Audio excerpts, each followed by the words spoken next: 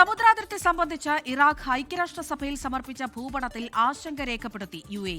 കുവൈത്തിന്റെ പരമാധികാരത്തെ കവരുന്നതാണ് ഇറാഖിന്റെ നീക്കമെന്ന് UAE അഭിപ്രായപ്പെട്ടു.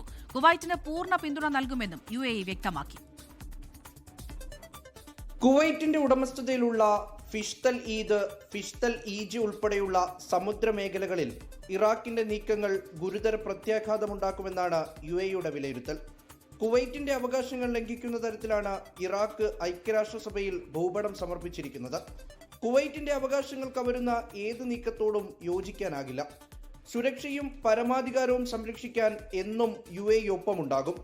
1982 ഐക്യരാഷ്ട്രസഭയുടെ സമുദ്ര നിയമങ്ങൾ ഇറാഖ് പാലിക്കണമെന്നും UAE ആവശ്യപ്പെട്ടു. ചർച്ചകളിലൂടെയും നയതന്ത്ര ഇടപെടലുകളിലൂടെയും പ്രശ്നങ്ങൾ രമ്യമായി പരിഹരിക്കണം.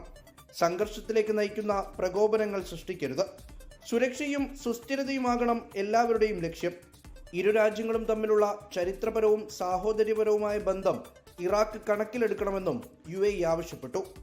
24 ദുബായ്. ലോകത്തെവിടെയായാലും ഏത് സമയത്തും 24 വാർത്തകളും ഓഗ്മെന്റഡ് റിയാലിറ്റി പാക്കേജുകളും എക്സ്പ്ലെയിനറുകളും വിശദമായി കാണാൻ ഞങ്ങളുടെ YouTube ചാനൽ നിങ്ങൾക്ക് സബ്സ്ക്രൈബ് ചെയ്യാം.